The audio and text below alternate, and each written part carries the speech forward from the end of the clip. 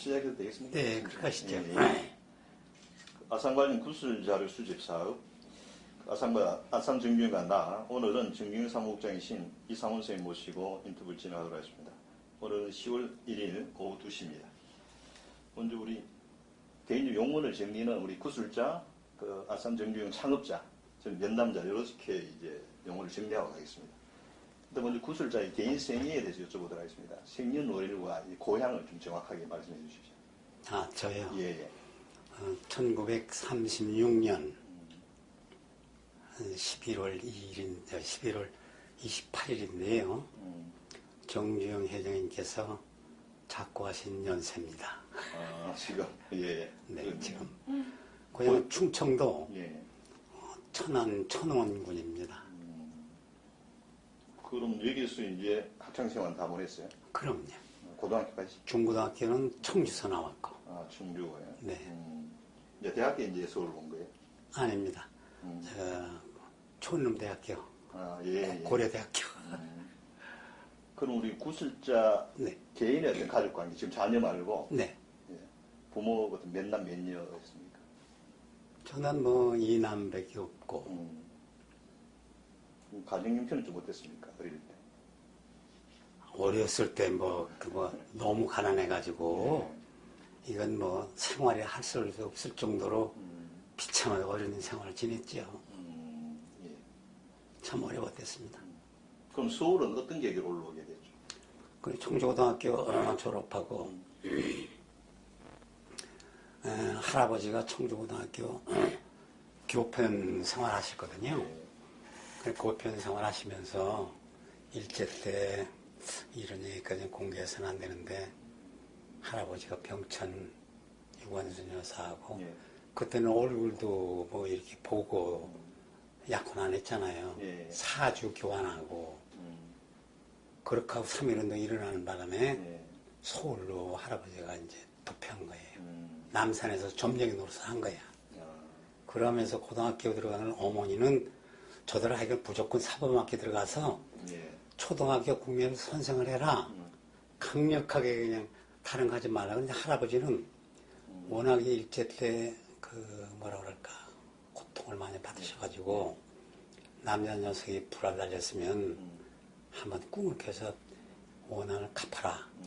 그래서 정치과를 들어간 거야. 그 정치과를 들어가가지고 2학년 때 선생님을 모시고 한번 4.19 혁명 이후에 7.29 선거 때 출마를 했는데 전부 도둑놈들 뿐이야. 그 바닥이라는 게. 야, 내가 잘못했구나. 그때 확 전환해가지고 이제 경제 분야로 쭉 공부했죠. 그래서 할아버지가 밀어제키는 바람에 서울 왔어요. 아, 예. 그럼 요즘 뭐 이 소일은 어떻게 하고 있습니까? 요새는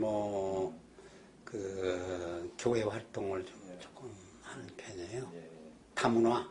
아, 다문화? 네, 선교 사업. 또, 그 다음에, 선후배들 필요한 때 재계 또는 경제계 이런 데 비하인드 스토리. 특히 그런 데 나가면 또 정정 회장님 얘기를 글쎄 오늘 어디까지 오픈해야 될지 모르겠어. 다 오픈하셔야 됩니다. 이 비공개로 하기 때문에 지금 공개가 아니고 우리 공개를 하게 되면 선생님 허락을 반드시 특혜가 공개를 할 거예요. 큰 비밀은 아니지만 하여간 재미있는 스토리가 많이 있어요. 그럼 일단 먼저 그러면 정경련에서 어떤 생활을 여쭤보도록 하겠습니다. 네네. 그럼 학교 졸업 후 바로 정경련에 입사했는가요? 그렇죠. 정치과 그때 나오니까 60년도 4.19 나고 61년도 5.16 혁명이 나고 그 다음에 이제 군대를 갔다 왔거든요. 빵빵 군번으로 학번 공번으로 갔다 오니까 그때 이제 2학년 때 갔거든요. 그래서 3학년으로 다시 이제 복직을 해가지고 그때 이제 공부를 학교에서 하게 된 거죠. 그럼 정경련에 입사한 연도는 몇 년도죠? 62년도 11월에 공채 1기생. 아, 정경련 공채 1기. 그것도 40대 1이었어요. 그것도 만만치 않고 그때는 정치과 나오면은 은행 무슨 뭐 기업체 아니면 공공 이런 데서 채용이 되질 않았어요. 과가 정확하게 그 입사하는데 기준이 돼가지고 예. 그걸 갈 곳이 없는 거야. 근데 우리가 대문짝만하게 부정축제자 집단인데 대우가 뭐 아주 잘하고 이렇게 해서 조직을 했는데 저희 형이 한국경제협회다. 이병철 씨가 이제 그때 회장이었어요. 초대 회장. 예. 그런데 모집하는데 뭐 그렇게 많이 몰리 한 40대 1 정도 했는데 8명이 공채로 입사를 했죠. 예. 우리 같이 이제 머리가 둔한 없는데도 그때도 학교 파란색을 봤거든. 8명 중에서 서울대학교에 6명, 연대 고대 1명씩 안 누릴 수가 없어가지고 집어넣은 것 같아. 그럼 입사가 처음 맡은 업무는 어떤 거였습니까? 조사부에 그냥 무조건 8명 다 조사부. 배치를 해가지고 처음에는 조세, 두 번째는 금융, 그 다음에 국제 파트, 예. 국제 업무를 해가지고 국제 담당 상무과장, 그 정경 회장이 모시고 이제 그때 정경 회장님이 전경희 회장 맡으면서 전경련이 경제단체 중에 1위로 올라갔고 그 양반이 말보다는요 말보다 행동이야. 회장 79년에 딱 맡더니 그러니까 79년도니까 전경희 창립하고 7년 6년 전경희 회장이 딱 되더니 제일 먼저 물어보는 게 직원들 월급이 급여가 어때? 설문에 각 단체를 비교를 하니까 안 돼. 1년에 2단계를 업시키는 거야. 그러니까 무역협회 상공에서 중소기업 중앙에 어디보다도 월등히 높아지니까 직원들이 생계가들로 달라지는 거야. 인재가 모여들고 그냥 월급이 도리가 없어. 높여줘야 돼. 그러니까 1년 올라간 거야. 그분이 한 걸 보면 다른 거는 뭐 다 계시겠지만은 8년 동안 그냥 해외 주로 국제 업무를 했거든. 예. 참 재미도 많이 있었고요. 그냥만 사랑도 많이 받았고, 그냥 혼도 많이 났고, 통역 잘못해가지고 한 번은. 그럼 일단 이게 조세 담당 부서에 이제 다 배치가 됐잖아요. 처음에 배치되고. 네. 근데 이게 조세 파트에 주로 한 일들은 어떤 일들이었습니까? 그때는 무조건 조세를 연구하면서 세율 높은 거 깎는 거, 예. 하되 인하하는 거. 이건 처음이니까, 개발연대 초기니까. 예. 그 뭐 조세 인하가 제일 목적이었고 모든 연구를 거기서 초점을 맞춰가지고 재계 기업체에 기업하는데 조세 인하하는 거. 예. 거기다 뭐 초점을 맞췄지. 그럼 이게 정경 초기의 어떤 분위기라든가 좀 살 위상이라든가 이런 건 좀 어땠습니까? 미안하지만 정경 회장님이 또 전까지는 예. 부정축제자 집단이라는 것을 벗기도 어려웠고 이미 자체가 그렇게. 이미지도 그렇고 그 다음에 이제 그 경제계나 사회나 모든 사람들이 이거 뭐 대기업들 무슨 뭐 그때는 삼성 3분 폭리도 나오고 그랬잖아요.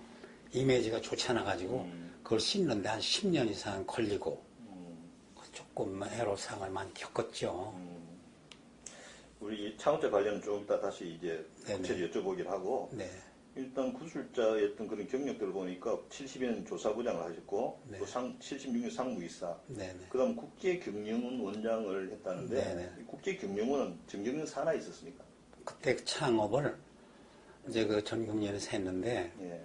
주로 제가 업무를 맡고 정정희 회장님이 그 국제경영을 설립을 하면서 이거 정지영 회장이 설립한 거예요? 그러면요. 예. 정정희 회장님이 그때 벌써 그래서 송인상 회장이라고 예.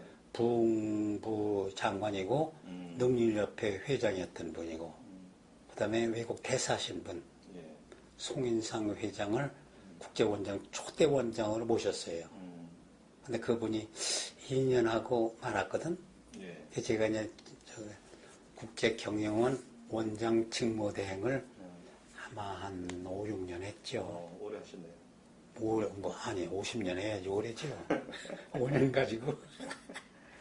그럼 주로 이게 이 국제경영원에서 어떤 일을 하셨나요? 그러니까 주로 이제 일종의 교육원이라고 보면 되거든. 교육. 교육원. 경영자들 국제 수준에 올라갈 수 있는 경영자 양성 프로그램이고, 그러니까 초대 첫 번째 그 나의 경영 철학 예. 이병철, 그 다음에 나의 기업 경영이 정주영, 3번이 이제 쭉 넘어가면서 세계 갖고 있는 드라카 박사도 초청을 했고, 예. 그다음에 일본에 있는 이시카 다이소 같은 분 초청을 하고, 세계 석학들 하이네크 교수도 초청하고, 참 국제경영원이 참 많은 일을 했어요 그때. 네. 그러면 언제까지 근무하셨죠? 정경련에 80년도까지 했어요. 많이 했죠. 머리가 나쁘니까 오랫동안 18년 그동안 있었던 거야. 그럼 정경련을 뭐 이게 나오게 된 이유는 뭐, 나온 거예요. 예. 그때 이제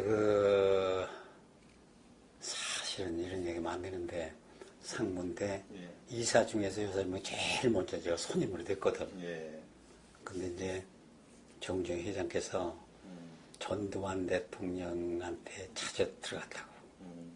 근데 장세동 그 비서실장이 정주영 회장님 들어가시기만 하면 압박을 가하는 거야. 뭐라 그러냐. 거기에 내 동기 중에 장세동의 초조카가 있었어.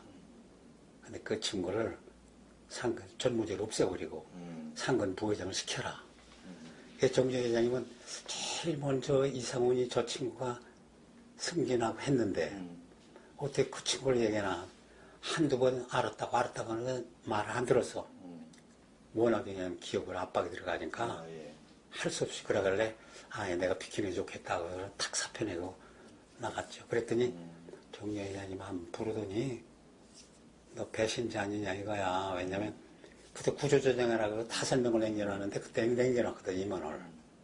근데 5명 중에서 진작 사표냈으면 다른 사람이랑 승진했지. 그런 짓 했다고 그냥 굉장히 하다를 혼나죠. 맨날 그 정주영, 대한통운의 조중훈, LG그룹의 구자경, 예. 근데 SK 최종현 이런 분들은 너는 당신은 전경련 관님은 우리 사람이야. 못 내는데도 사람이 뭐라 그럴까.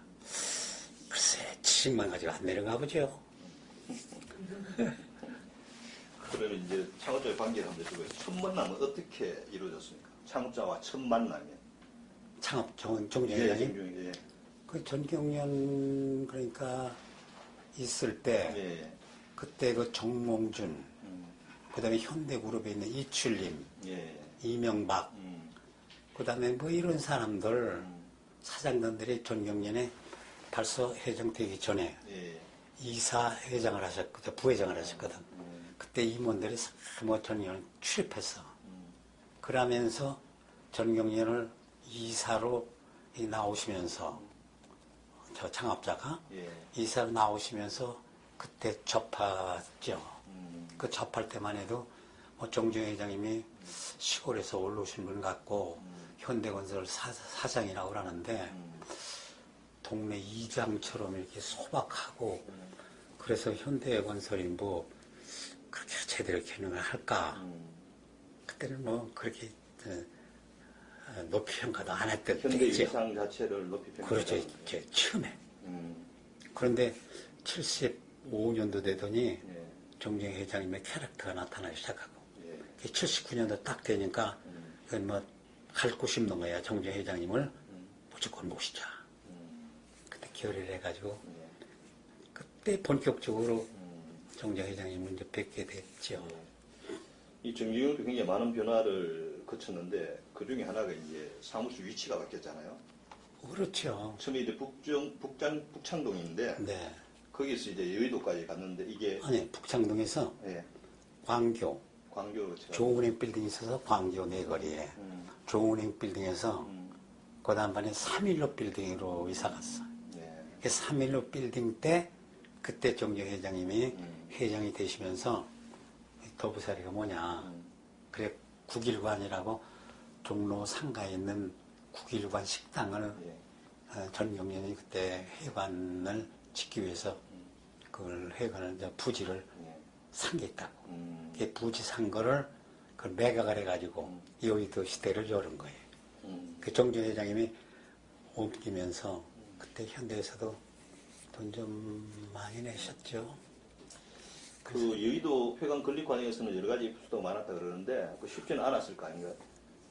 그 스토리는 내가 또 얘기를 할게요. 예. 8가지 항목 중에서 전경련 건물 20층, 예. 지금은 50층이지만은 예. 20층짜리 칠 때 여의도 개막 시대 때 그 허가 과정, 그때 그 건축 과정 스토리가 있어요. 아주 재미있는 지금 스토리가 있다. 뭐 아니 해도 괜찮아요? 예, 지금 해도 되겠습니다. 왜 정경이 얘기가 계속되고. 아, 네. 예.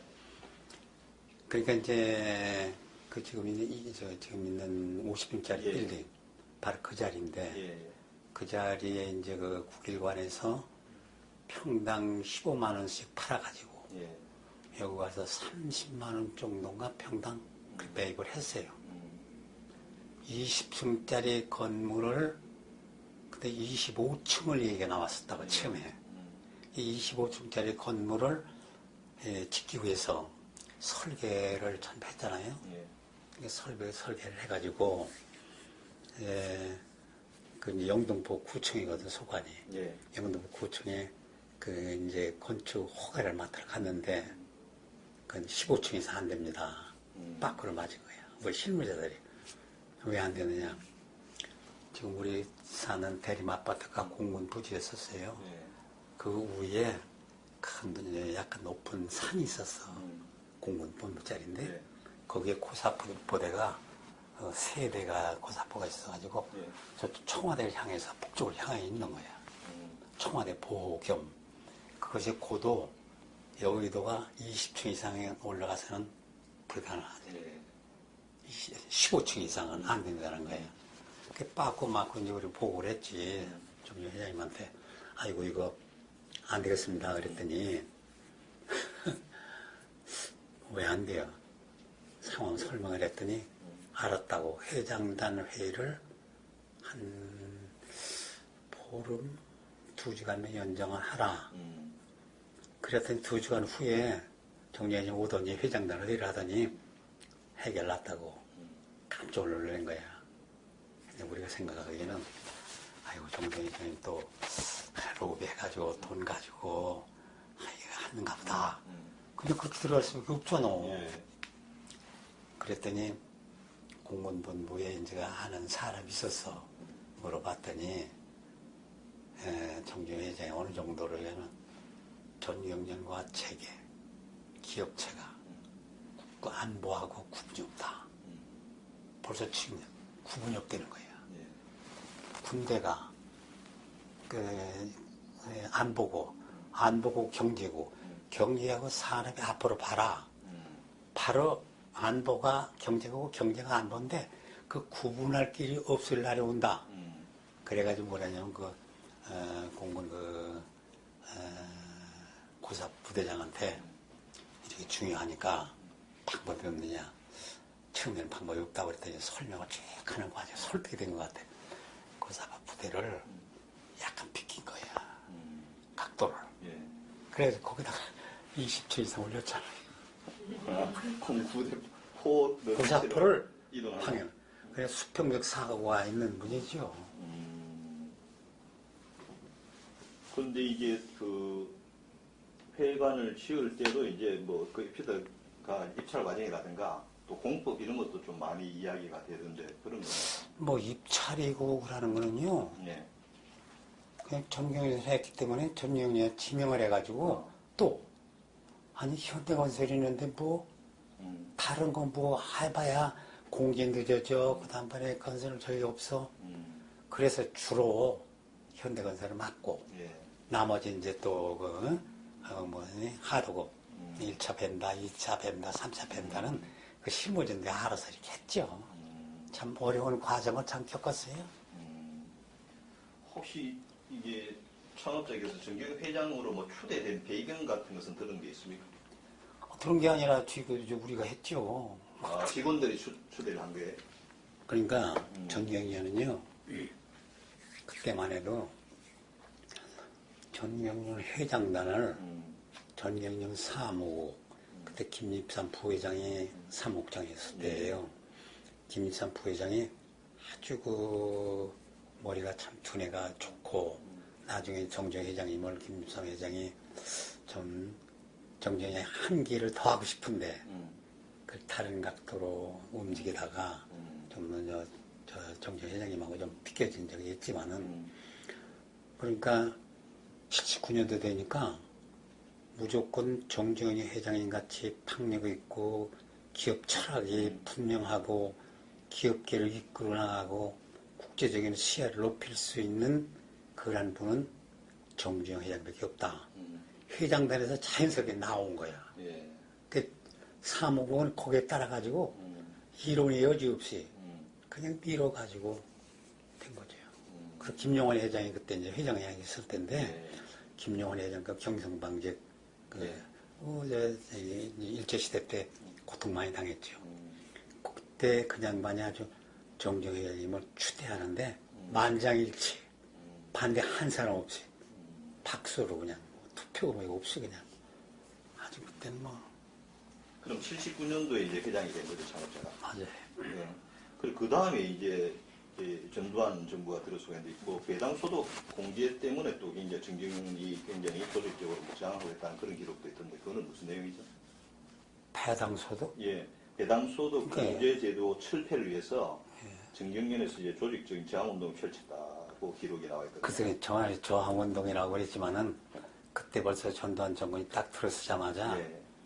제일 먼저 찾은 게 뭐냐면 정정 회장을 찾았다고요. 전두환 예. 대통령이 그 전두환 대통령의 얽혀진 설화가 참 많아요. 그때 이제 이 세제 이행 인하 예. 한참 작업을 하고 그러는데 그때도 몇 사람들은 중소기업 속하는 중견기업 같은 사람들은 대기업에 대한 저항이 있었어요. 그러니까 그때는 기업에 정말로 참 출자라고 공개기업, 소위 IPO 나가고, 그때는 코스닥이 없었지만은, 네. IPO 그 주식시장에 나갈 때는 투자하는 사람들, 모든 사람, 엔젤 투자를 비롯하고 모든 투자가들이 배당 보고 하는 거 아니에요. 그 배당 소득이 이제 많아지니까 네. 그것을 배당 소득에 대한 과세를 예. 명확히 때린 거야. 그 때리다 보니까 전경련으로서는 아니 기업이 크기도 전에 그리고 정경 회장님의 그때 그 기업 경영 기업계 철학이라는 게요. 딱 두 가지 기업 윤리는 따로 있다. 그때 막 그냥 그 경실련도 아니고 그때는 이제 반사회적 그 요소가 굉장히 강할 때거든요. 강할 때 그 조세 저항이라고 이제 비판을 하고 예. 했을 텐데 기업이란 그냥 만약 이제 창업주가 말씀하신 것이 기업이란 첫째 지금 이 시대에 딱 맞는 얘기를 그때 벌써 하신 거예요. 뭐라 그러냐면 고용을 창출하고 흑자를 내서 세금을 많이 내는 거 이것이 기업계 윤리다 이거예요. 경영 철학이고 첫째 아니 고용 창출이라는 게 기업이 하는 거 아니냐. 기업이 배당소득으로 다 가버리면 자체 내에다가 주는 것이 배당을 통해 가지고 주주 배당을 통해서 재투자를 이끄는 거거든. 예. 재투자를 통해 가지고 고용 창출을 하고 지금 젊은 세대들 이거 일자리가 없잖아요. 뭐 공공 뭐 수없이 공무원 많아가지고 지금 하는 짓들 보면 이건 너무 가도 잘못 가는 거예요. 예. 무슨 공무원 기업 창출이야 맨 우리같이 65세 이상짜리 2시간씩 하고 25만 원씩 주고 전부 단기 비정규직 단기 노동으로 해가지고 고용 창출한다고 그게 아니고 기업체에서 고용 창출 그 다음에 세금 내가지고 그 세금 가지고 예. 국가에서 참 그 보험제도 건강보험제도를 사회복지제도를 확장해야 된다. 그 두 가지를 그때 얘기를 하는 바람에 우리가 약간 무식하고 건설 노동자 같은 사장인 줄 알았더니 보니까 그 양반은 다른 거 틀린 것이요. 경제학 교수라든가 외국에서 온 사람들 얘기를 정확하게 듣는데 필기도 없이 그렇게 기억력이 좋아요. 그래서 공부를 대학 과정 안 한 특징이 그런 게 있는가 봐요. 왜냐면 미안하지만 대학교 4년 동안에 지식이 꽉 들어간 사람은 기업체에서 데려가 봤댔자 정말 2, 3년 축구라고 훈련시켜도 잘 안 돼요. 근데 고등학교 출신들, 중고등학교는 고등학교 출신 대학 갔다가 교육만 딱 시키면은 기가 막히게 머릿속에 들어간단 말이에요. 정중희 회장님은 뭐를 외국 사람들하고 대화하고 와서 얘기하면은 머릿속에 다 기억을 하고 그 기업하고 연결을 잘 시키세요. 배당소득 비과세, 그 다음에 봐서 저항운동이라고 하고 그때 막 깠지만은 진짜 그게 자유민주주의 시장경제 원리를 딱 한 거예요, 그분이. 지금 뭐 합리화시키는 것 같은 미안하네요. 사실대로 얘기해. 예, 아니 뭐 있는데 말씀해 주셔야 됩니다. 그럼요. 예. 그리고 정경영 회장을 5차례 연임한다는 건 쉽지 않은 일 아닌가요? 그건 뭐 아마 역사에 앞으로도 없고 뒤에도 없었죠. 무슨 뭐 특별한 능력 때문인가 안 그러면 뭐 어떤 것 때문이죠? 워낙에 탁월하게 위상을 높이고 또 그다음번에 그분의 한 가지 중요한 것 중 하나는요. 그 APO 대상이라는 거 아시죠? APO. 에이시안 프로덕트 오더라고 그래가지고 아시아 생산성 대상. 그거를 그냥 많이 아마 회장 되시고 나서 바로 그 리듬에 워낙 큰 사건이 있기 때문에 그냥 많이 묻혀서 그러지 APO 대상을 받으신 분이에요. 그 대상의 목적은 뭐냐면 첫째가 뭐냐면 기업에 대한 무슨 진출을 하거나 창업을 하거나 스타트업 비즈니스 시작을 할 때 컨셉을 정하잖아요. 컨셉을 그때 기업인이 실행에 옮기는 거예요. 실행에 옮기만 가지고도 안 되고 성공을 시켜야 돼요. 성공만 시켜도 안 돼요. 성공시킨 걸 전파를 해야 돼요. 다 공유를 하게 돼요. 그러니까 그냥만 독특한 게 삼성은 삼성 나름대로 국제적인 나라적인 했지만 저 양반은 동서고금 북한 말할 것도 없이 그러한 경영 철학과 이런 걸 두드러지게 했기 때문에 자동적으로 연임하라고 그거 2번 연임하고 난다면은 안 하겠다고 몇백 명을 그냥 그 모시느라고 제게 어른들이 모시느라고 그러니까 그냥 마지 못해서 했지만 워낙에 또 이 전경이 활용을 기가 막히게 하신 분이에요. 우리가 사절단들이 한 50명 오잖아요. 예. 그럼 현대 사장단들은 이제 이름표 없이라도 30명, 40명 같이 몰아넣어. 각대 파티라든가 또 행사 때 맥시멈 활용을 하기 때문에 그때 현대의 정정 창업자 중심으로 일정을 짜다가 삼성이니 SK니 저쪽 LG그룹으로부터 야, 이 개새끼들아 너 현대 지점이야? 욕도 많이 먹었다고. 그게 아니라고. 한 번은 정경 회장님한테요. 바른 소리를 제가 많이 해가지고 아주 찍히기도 했었다고. 아니, 미국을 모시고 가는데 미국에 있는 사람들은 한 120명을 초대를 해서 파티를 하는 거야. 예. 근데 초대한 사람이 뭐냐면 우리 물건을 사가는 사람이 오면 좋은데 예. 현대그룹하고 한국에서 사오는 수출업자를 초대해가지고 거꾸로 그 사람들을 기가 막히게 돈을 들여가지고 파티를 해주는 거야. 이상하다. 우리 물건을 사가지는 가는 놈들이란 모르는데 그 물건 우리가 사주는 업자인데 사주는 업자에 코미션을 먹고 그다음에 수수료를 먹고 고객 특혜를 받고 대접을 받아야 되는데 거꾸로 하시는 거야. 회장님. 현대그룹 돈이 국가 돈 아닙니까? 국가에서 지원 많이 했지 않습니까? 그건 안 되죠. 그랬더니 이 사람아 자네 대학 공부 헛했네. 화가 나가지고 현대그룹 사장단들은 이명박 대통령 같은 사람 참 무진장하게 혼나고 출장 보고를 정경 회장님이 못하고 MB 같은 경우는 우리한테 대신 보고를 해달라고 출장 보고도 못했어. 대들고 우리는 할 수밖에 없었지. 그래서 이 사람아 세상이라는 건 그 상대방이 좋게 한 사람만 딱 좋게 해주고 인생을 비즈니스는 그런 게 아니고 저런 사람들을 족대로 기가면 해야 자기한테 주문 들어오는 게 부르부르 연결시켜주는 포물선. 그거 모르는구만. 블루오션이라는 게 뭐 아무 경쟁 없는 거? 그게 아니야. 경쟁이 있는 사회에서 그걸 이쪽으로 끄는 거. 두고 보라고. 그 무식한 소리 하지 마라. 사표를 내야 되겠다. 근데 가만히 생각하라고 책을 보고 딱 그렇게 했는데 맞더라니까요. 혹시 그 뭐 현대 경영 태도란 피터 드러크 교수가 그 창업자 회장이었대요. 언제 왔죠, 이분은? 그때 2기 때가 3기 때 한 번 오셨어요. 2, 3기 때. 허만 칸이 또 미래학자면서도 네. 한국의 팬 아니야. 한국은 너무 밝게 보는데 이 드라카 박사는 경영 철학이지만 예. 드라카 박사는 이병철 씨하고 좀 가까운 맥을 잡고 예.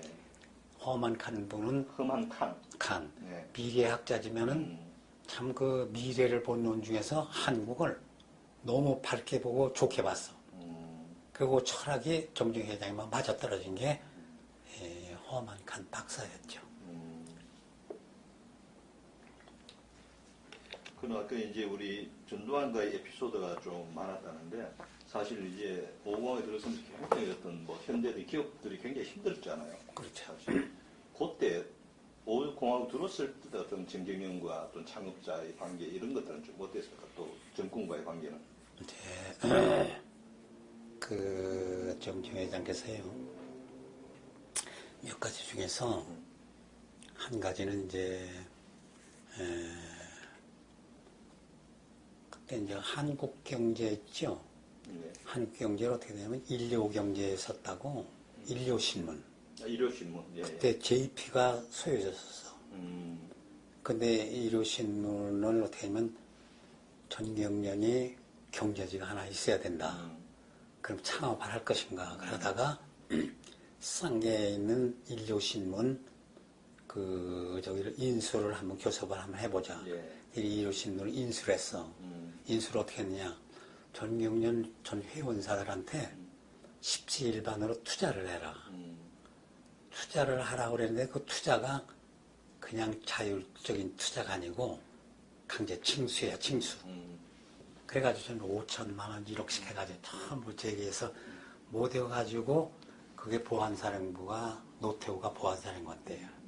보안사령관실에서 금제태 중령이라고 나왔어. 그때 주로 이제 우리하고 중심이 돼가지고 참 출자를 받아가지고 인수를 해가지고 그래 이제 그때 이교영 씨라고 한국경제 사장이 초대 사장을 했다가 그 다음번에 이대 또 누구한테 넘겼다가 결국 이 사람들이 신문 기자로서는 전데 경영자로서는 어려우니까 정경희 회장님이 아이가 신문사 사장을 맡으면 어떻겠냐 그러니까 정경희 회장께서 내가 사장을 어떻게 놔 정경희 회장이 그렇게 하면 안 된다 그러더니 정경희 회장님이 원용석이라고 농림부 장관 출신이고 전경련 부회장단에는 해인중기 사장이었었어. 원영석 씨가 이제 부총리과장 했거든요. 예.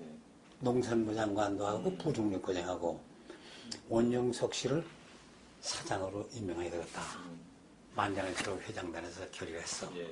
그때 이제 선임 총회를 하는 거야. 선임 총회를 하는데 총회하는 과정 속에 회장단에서 이사회에서 원영석 씨를 사장으로 선임을 해가지고 선임 총회를 하는데 문화공부 장관이 그때 누구냐면은 문화공보부 예. 김성진 씨요. 예. 김성진 씨가 지원시켜 비서실에서 전화가 왔는데 총무부로 전화 온 거야. 그 총무부가 이상한 전화하면서 나 쫓아와가지고 내가 그때는 또 이 일을 또 열심히 했거든. 예. 쫓아가 받았더니 그 지금 주총에 원영석 씨를 사장이나 하려고 그러는데 안 돼. 육합수씨라고 있어서 육합수씨. 육사 11기생이고 금융통화위원회 위원이었었어. 육사 출신에다가 육사 11기생이고 그 사람을 사정시켜라 내려온 거예요. 메모에다 정정회장한테 막 진행하는 도중에 메모를 딱 드려보냈더니 누구 전화해? 어디로 온 거야? 문화공보부로부터 김성진 장관 한 명입니다. 그랬더니 이걸 메모를 싹 접더니 주머니에다 탁 집어넣더니 알았어. 그래서 이걸 탈리할 줄 알았더니 그냥 진행하는 거야. 근데 거진 시간이 이제 선임지사가 들어가는 거야. 그래서 전화가 다시 왔는데 그 비서실이 뭐냐면 이거는 문화공부 장관의 하명이 아니고 보안사령관의 지시다. 그 메시지가 온 거야. 그 메시지도 한전할 수가 없잖아. 또 갖다 줘. 그때 그러더니 흔들릴 줄 알았거든.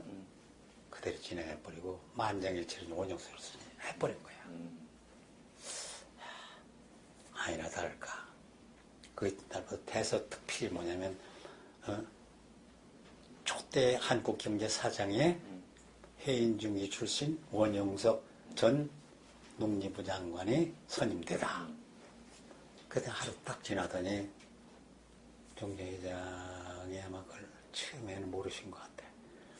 그걸 보안사령부에서 8명인가 9명을 풀어가지고 현대그룹을 갖다 샅샅이 들어가는 거예요. 합동으로 한 것도 아니고 그냥 보안사령부에서 권력 있는 사람 다 몰아다가 그냥 들어간 거예요. 그 사실을 어떻게 알았느냐. 그때 당시에 황영시라고 이희성 보안사령관, 부사령관이 황영시 장군이야. 황영시 장군이 경동교회 크리스찬 아카데미 원장이었던 강원영 목사의 거기 시무 장로였다고. 근데 그분이 전경련에서 제가 신우회도 만들고 크리스마스 행사 때를 될 것 같으면은 항상 군인에서도